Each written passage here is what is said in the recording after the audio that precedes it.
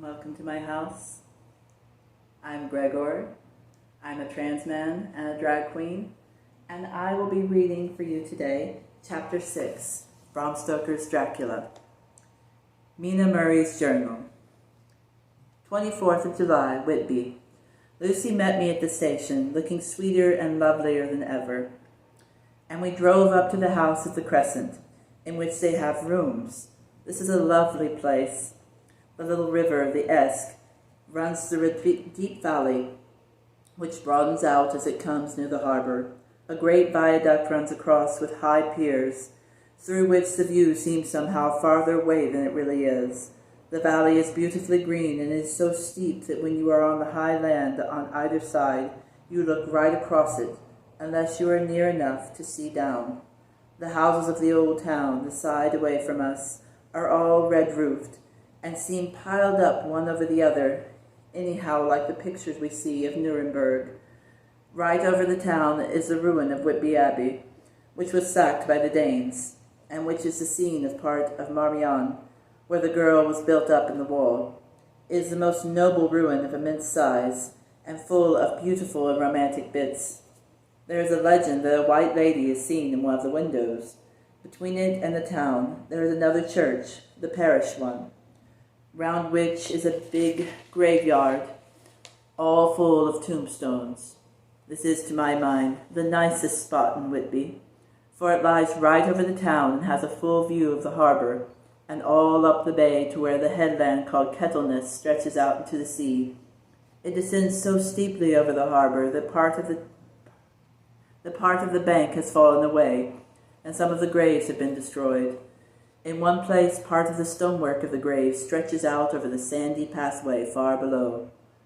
There are walls with seats beside them, through the churchyard, and people go and sit there all day long, looking at the beautiful view and enjoying the breeze.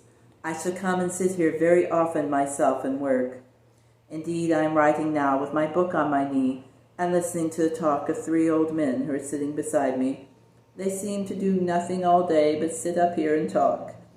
The harbor lies below me, with, on the far side, one long granite wall stretching out into the sea, with a curve outwards at the end of it, and in the middle of which is a lighthouse. A heavy sea wall runs along outside of it. On the near side, the sea wall makes an elbow crooked inversely, and its end too has a lighthouse. Between the 2 piers there is a narrow opening into the harbor, which then suddenly widens.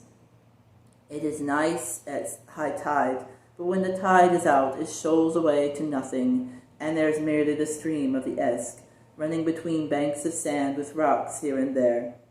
Outside the harbor, on this side there rises, for about half a mile, a great reef, the sharp edge of which runs straight out from behind the south lighthouse.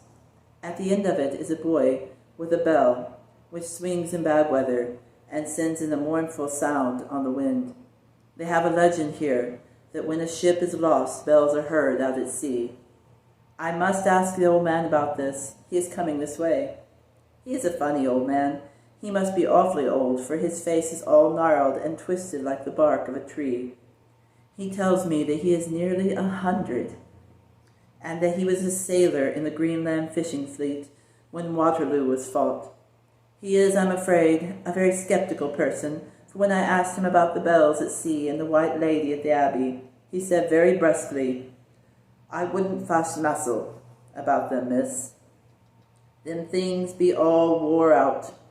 Mind, I don't say that there never was, but I do say that they wasn't in my time. They all be very well for cummers and trippers and the like, but not for a nice young lady like you. Them feet folks from York and Leeds, that be always eating cured herrings and drinking tea and looking out to buy cheap jet, would creed aught. I wonder myself who'd be bothered telling lies to them, even the newspapers, which is full of fool talk." I thought he would be a good person to learn interesting things from, so I asked him if he would mind telling me something about whale fishing in the old days. He was just settling himself to begin, when the clock struck 6, whereupon he labored to get up and said, "I must gang againwards home now, miss." My granddaughter doesn't like to be kept waiting when the tea is ready, for it takes me time to cramble up on the grease, for there is many of 'em, and miss, I lack belly timber, sarely by the clock." He hobbled away, and I could see him hurrying as well as he could down the steps. The steps are a great feature of the place. They lead from the town up to the church. There are hundreds of them. I do not know how many. And they wind up to a delicate curve. The slope is so gentle that a horse could easily walk up and down them. I think they must originally have had something to do with the abbey. I shall go home too. Lucy went out visiting with her mother, and as they were only duty calls, I did not go. They will be home by this. 1st of August. I came up here an hour ago with Lucy, and we had a most interesting talk with my old friend and the 2 others who had come and joined him. He is evidently the Sir Oracle of them, and I should think must have been in his time a most dictatorial person. He will not admit anything and downfaces everybody. If he can't out-argue them, he bullies them, and then takes their silence for agreement with his views. Lucy was looking sweetly pretty in her white lawn frock. She has got a beautiful color since she has been here.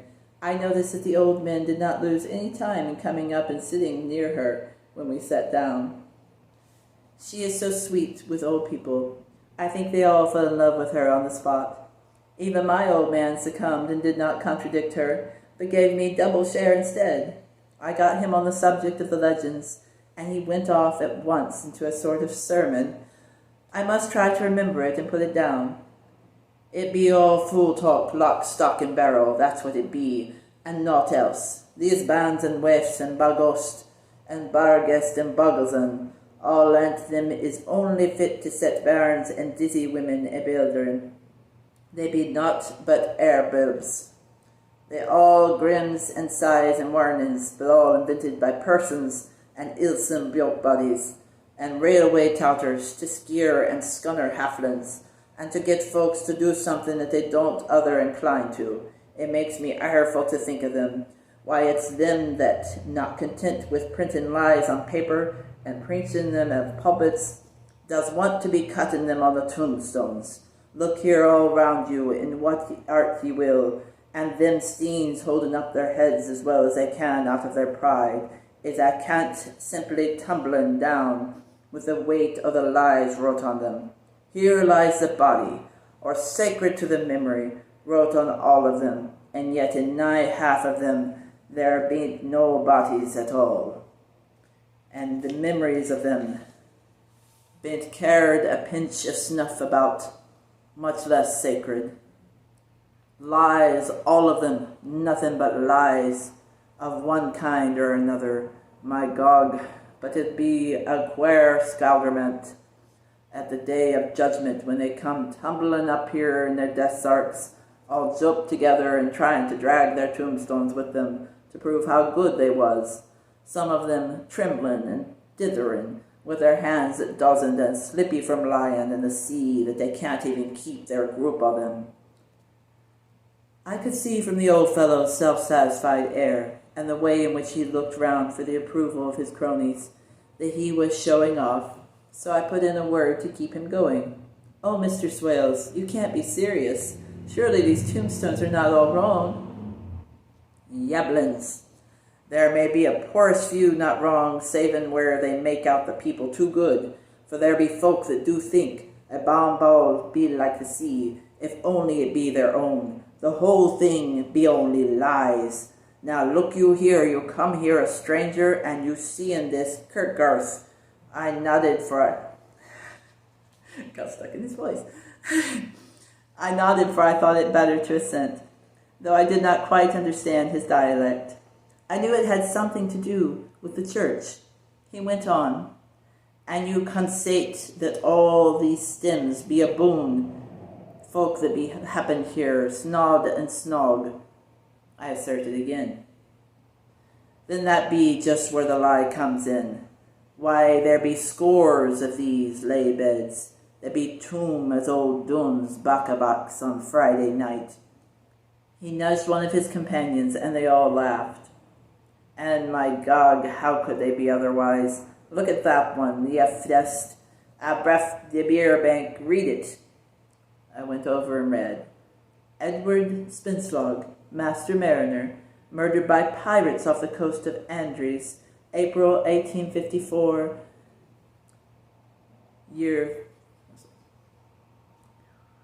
April 1854. When I came back, Mr. Swales went on. Who brought him home, I wonder, to have him here, murdered off the coast of the Andres? And you constated his body lay under. Why, I could name ye a dozen whose bones lie in the Greenland seas above. He pointed northwards, or where the currents may have drifted them. There be the stems around ye. Ye can, with your young eyes, read the small print of the lies from here.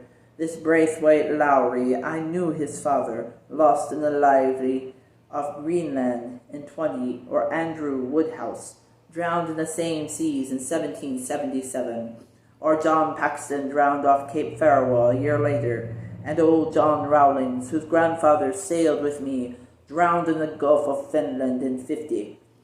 Do ye think that all these men will have to make a rush to Whitby when the trumpet sounds? I have me anthrums about it. I tell ye that when they got here, they be jumbling and jostling one another that way that it'd be like a fight up on the ice in the old days, when we'd be at one another from daylight to dark and trying to tie up our cuts by the light of the aurora borealis. This was evidently local pleasantry, for the old man cackled over it, and his cronies joined in with gusto. But I said, surely you are not quite correct, for you start on the assumption that all the poor people or their spirits will have to take their tombstones with them on the day of judgment. Do you think that will be really necessary? Well, what else be they tombstones for? Answer me that, miss. To please their relatives, I suppose? To please their relatives, you suppose. This he said with an intense scorn. How will it pleasure their relatives to know that lies is wrote over them, and that everybody in the place knows that lies they be? He pointed to a stone at our feet, which had been laid down as a slab, on which the seat was rested close to the edge of the cliff. Read the lines on that thrustine, he said. The letters were upside down to me from where I sat, but Lucy was more opposite to them, so she leant over and read. Sacred to the memory of George Cannon, who died in the hopes of a glorious resurrection on July 29, 1873, falling from the rocks at Kettleness. This tomb is erected by his sorrowing mother to her dearly beloved son. He was the only son of his mother, and she was a widow. Really, Mr. Swales, I don't see anything very funny in that. She spoke her comment very gravely and somewhat severely. Ye don't see aught funny, ha ha! But that's because ye don't gone the sorrowing mother was a hell-cat that hated him because he was a regular lamenter he was. And he hated her so that he committed suicide in order that she mightn't get an assurance she put on his life. He blew nigh the top of his head off with an old musket that lay for scaring the crows with. 'Twarn't for crows then, for it brought the clegs and down the clops to him. That's the way he fell off the rocks. And as to hopes of a glorious resurrection, I've often heard him say myself that he hoped he'd go to hell, for his mother was so pious that she'd be sure to go to heaven, and he didn't want to addle where she was. Now isn't that staring at any rate? He hammered with his stick as he spoke. A pack of lies, and won't it make Gabriel kettle when Geordie comes panting up the greaves with a tombstone balanced on his hump, and ask it to be took as evidence. I did not know what to say, but Lucy turned the conversation as she said, rising up, "Oh, why did you tell us this? It is my favorite seat, and I cannot leave it, and now I find I must go on sitting over the grave of a suicide." "That won't harm ye, my pretty. and it may make poor Geordie gladsome to have so trim a lass sitting on his lap. That won't hurt ye. Why, I've sat here often for nigh 20 years past, and it hasn't done me no harm. Don't ye fash about them and lies under ye, or that doesn't lie there either. It'll be time for ye to be getting scarred when ye see the tombstones all run away with, and the place as bare as the stubble field. There's the clock, and I must gang. My service to ye, ladies, and off he hobbled. Lucy and I sat a while, and it was all so beautiful before us that we took hands as we sat, and she told me all over again about Arthur and their coming marriage. That made me just a little heartsick, for I haven't heard from Jonathan for a whole month. The same day, I came up here alone, for I am very sad. There was no letter for me. I hope there cannot be anything the matter with Jonathan. The clock has struck 9. I see the lights scattered all over the town, sometimes in rows where the streets are, and sometimes singly. They run right up to the Esk and die away in the curve of the valley. To my left, the view is cut off by a black line of roof of the old house next the abbey. The sheep and lambs are bleating the fields away behind me, and there a clatter of a donkey's hoofs up the paved road below. The band on the pier is playing a harsh waltz in good time, and farther along the quay there is Salvation Army meeting at a back street. Neither of the bands hears the other, but up here I hear and see them both. I wonder where Jonathan is, and if he is thinking of me. I wish he were here.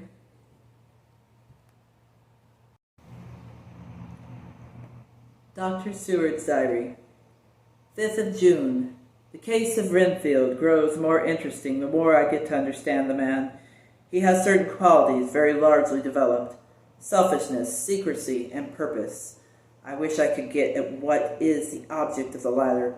He seems to have some settled scheme of his own, but what it is, I do not yet know. His redeeming quality is a love of animals, though indeed he has such curious turns in it that I sometimes imagine he is only abnormally cruel. His pets are of odd sorts. Just now his hobby is catching flies. He has at present such a quantity that I have had myself to expostulate. To my astonishment, he did not break out into a fury, as I expected, but took the matter in simple seriousness. He thought for a moment and then said, "May I have 3 days? I shall clear them away." And then said, "Of course," I said, "that would do. I must watch him." 18th of June. He has turned his mind now to spiders, and has got several very big fellows in a box. He keeps feeding them with his flies, and the number of the latter is becoming sensibly diminished, although he has used half his food in attracting more flies from outside to his room. 1st of July. His spiders are now becoming as great a nuisance as his flies, and today I told him that he must get rid of them. He looked very sad at this, so I said he must clear out some of them, at all events. He cheerfully acquiesced in this, and I gave him the same time as before for reduction.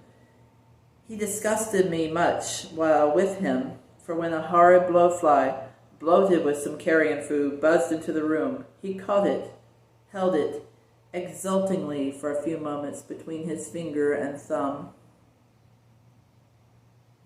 and before I knew what he was going to do, put it in his mouth and ate it. I scolded him for it, but he argued quietly that it was very good and very wholesome, that it was life, strong life, and gave life to him. This gave me an idea, or the rudiment of one. I must watch how he gets rid of his spiders. He has evidently some deep problem in his mind, for he keeps a little notebook in which he is always jotting down something. Whole pages of it are filled with masses of figures, generally single numbers added up in batches, and then the totals added in batches again, as though he were focusing some account, as the auditors put it. 8th of July. There is a method in his madness, and the rudimentary idea in my mind is growing. It will be a whole idea soon, and then, unconscious cerebration. You will have to give the wall to your conscious brother. I kept away from my friend for a few days, so I might notice if there were any change. Things remain as they were, except that he has parted with some of his pets and got a new one. He has managed to get a sparrow, and is already partially tamed it. His means of taming is simple, for already the spiders have diminished. Those that do remain, however, are well fed, for he still brings in the flies by tempting them with his food. 19th of July. We are progressing. My friend has now a whole colony of sparrows, and his flies and spiders are almost obliterated. When I came in, he ran to me and said he wanted to ask me a great favor, a very, very great favor, and as he spoke, he fawned on me like a dog. I asked him what it was, and he said, with a sort of rapture in his voice and bearing, "A kitten. A nice, little, sleek, playful kitten that I can play with and teach and feed and feed." I was not unprepared for this request, for I had noticed how his pets went on increasing in size and vivacity, but I did not care that his pretty family of tame sparrows should be wiped out in the same manner as the flies and the spiders. So I said I would see about it, and asked him if he would not rather have a cat than a kitten. His eagerness betrayed him as he answered, "Oh, yes, I would like a cat. I only asked for a kitten lest you should refuse me a cat." "No one would refuse me a kitten, would they?" I shook my head and said that at present I feared it would not be possible, but that I would see about it. His face fell, and I could see a warning of danger in it, for there was a sudden fierce sidelong look, which meant killing. The man is an undeveloped homicidal maniac. I shall test him with his present craving and see how it will work. Then I shall know more. 10 p.m. I visited him again and found him sitting in a corner brooding. When I came in, he threw himself on his knees before me and implored me to let him have a cat, that his salvation depended upon it. I was firm, however, and told him that he could not have it. Whereupon he went without a word and sat down, gnawing his fingers in the corner where I had found him. I shall see him in the morning early. 20th of July. Visited Renfield very early, before the attendant went in his rounds. Found him up and humming a tune. He was spreading out his sugar, which he had saved, in the window, and was manifestly beginning his fly-catching again, and beginning it cheerfully and with a good grace. I looked around for his birds, and not seeing them, asked him where they were. He replied, without turning around, that they had all flown away. There were a few feathers about the room, and on his pillow a drop of blood. I said nothing, but went and told the keeper to report to me if there were anything odd about him during the day. 11 a.m. The attendant has just been to me to say that Renfield has been very sick and has disgorged a whole lot of feathers. "My belief is, doctor," he said, "that he has eaten his birds, and that he just took and ate them raw." 11 p.m. I gave Renfield a strong opiate tonight, enough to make even him sleep, and took away his pocketbook to look at it. The thought that has been buzzing about my brain lately is complete, and the theory proved. My homicidal maniac is of a peculiar kind. I shall have to invent a new classification for him, and call him a zoophagous, life-eating maniac. What he desires is to absorb as many lives as he can, and he has laid himself out to achieve it in a cumulative way. He gave many flies to one spider, and many spiders to one bird, and then wanted a cat to eat the many birds. What would have been his later steps? It would almost be worthwhile to complete the experiment. It might be done if there were only a sufficient cause. Men sneered at vivisection, and yet look at its results today. Why not advance science in its most difficult and vital aspect, the knowledge of the brain? Had I even the secret of one such mind, did I hold the key to the fancy of even one lunatic, I might advance my own branch of science to a pitch compared with which Burdon Sanderson's physiology of Ferrier's brain knowledge would be as nothing. If only there were a sufficient cause. I must not think too much of this, or I may be tempted. A good cause might turn the scale with me, for may not I, too, be an exceptional brain, congenitally? How well the man reasoned. Lunatics always do within their own scope. I wondered how many lives he values a man, or if at only one. He has closed the account most accurately, and today begun a new record. How many of us begin a new record with each day of our lives? To me it seems only yesterday that my whole life ended with my new hope, and that truly I began a new record. So it will be until the great recorder sums me up and closes my ledger account with a balance to profit or loss. Oh, Lucy, Lucy, I cannot be angry with you, nor can I be angry with my friend, whose happiness is yours. But I must only wait.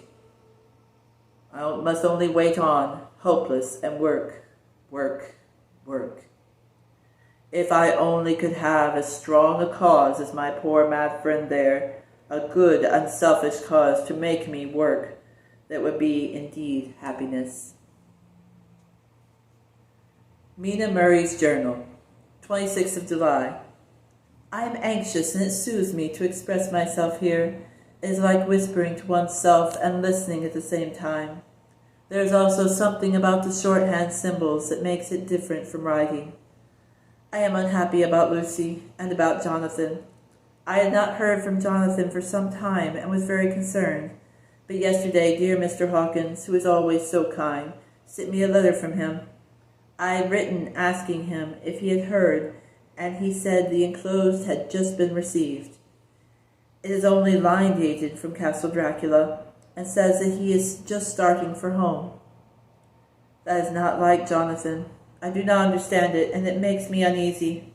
Then, too, Lucy, although she is so well, has lately taken to her old habit of walking in her sleep. Her mother has spoken to me about it, and we have decided that I am to lock the door of our room every night. Mrs. Westernet has got an idea that sleepwalkers always go out on roofs of houses and along the edges of cliffs, and then get suddenly wakened and fall off with a despairing cry that echoes all over the place. Poor dear! She is naturally anxious about Lucy, and she tells me that her husband, Lucy's father, had the same habit, that he would get up in the night and dress himself and go out if he were not stopped. Lucy is to be married in the autumn, and she is already planning out her dresses and how her house is to be arranged. I sympathize with her, for I do the same. Only Jonathan and I will start in life in a very simple way, and shall have to try to make both ends meet. Mr. Holmwood, he is the Honorable Arthur Holmwood, only son of Lord Godalming, is coming up here very shortly, as soon as he can leave town, for his father is not very well, and I think dear Lucy is counting the moments till he comes. She wants to take him up to the seat on the churchyard cliff and show him the beauty of Whitby. I dare say it is the waiting which disturbs her. She will be all right when he arrives. 27th of July. No news from Jonathan. I am getting quite uneasy about him, though. Why I should and do not know, but I do wish that he would write, if it were only a single line. Lucy walks more than ever, and each night I am awakened by her moving about the room. Fortunately, the weather is so hot that she cannot get cold, but still the anxiety and the perpetually being wakened is beginning to tell on me, and I am getting nervous and wakeful myself. Thank God Lucy's health keeps up. Mr. Holmwood has been suddenly called to ring to see his father, who has been taken seriously ill. Lucy frets at the postponement of seeing him, but it does not touch her looks. She is a trifle stouter, and her cheeks are a lovely rose pink. She has lost the anemic look which she had. I pray it will all last. 3rd of August. Another week gone, and no news from Jonathan, not even to Mr. Hawkins, from whom I have heard. Oh, I do hope he is not ill. He surely would have written. I look at that last letter of his, but somehow it does not satisfy me. It does not read like him, and yet it is his writing. There is no mistake of that. Lucy has not walked much in her sleep the last week, but there is an odd concentration about her which I do not understand. Even in her sleep she seems to be watching me. She tries the door, and finding it locked, goes about the room searching for the key. 6th of August, another 3 days, and no news. This suspense is getting dreadful. If I only knew where to write to, or where to go, I would feel easier. But no one has heard a word of Jonathan since that last letter. I must only pray to God for patience. Lucy is more excitable than ever, but is otherwise well. Last night was very threatening, and the fishermen say that we are in for a storm. I must try to watch it and learn the weather signs. Today is a grey day, and the sun, as I write, is hidden in thick clouds high over Kettleness. Everything is grey, except the green grass, which seems like emerald amongst it. Grey earthly rock, grey clouds tinged with a sunburst at the far edge, hang over the grey sea, into which the sand points stretched like grey fingers. The sea is tumbling in over the shallows, and the sandy flats with a roar.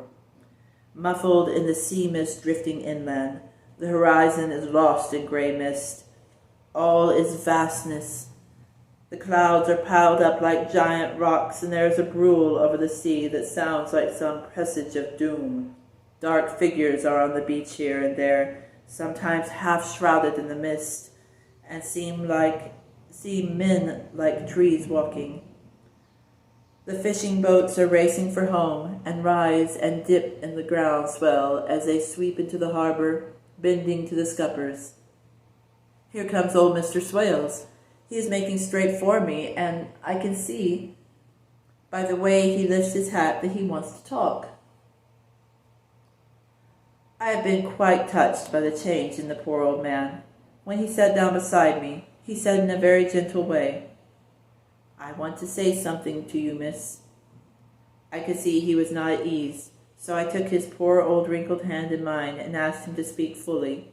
So he said, leaving his hand in mine, "I'm afraid, my dearie, that I must have shocked you by the wicked things I've been saying about the dead, and such like for weeks past, but I didn't mean them. And I want you to remember that when I've gone, we old folks that be daffled, and with one foot abaft the crock coil, don't altogether like to think of it, and we don't want to feel scart of it, and that's why I've took to making light of it, so that I'd cheer up my own heart a bit. But Lord love ye, miss, I ain't afraid of dying, not a bit, only I don't want to die if I can help it. My time must be nigh at hand now, for I be old, and 100 years is too much for any man to expect, and I'm so nigh it that the old man is already wetting his scythe. You see, I can't get out of the habit of caffin about it all at once.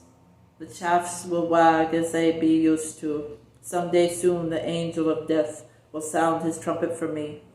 But don't ye duel and greet my dearie, for he saw that I was crying. If he should come this very night, I'd not refuse to answer his call.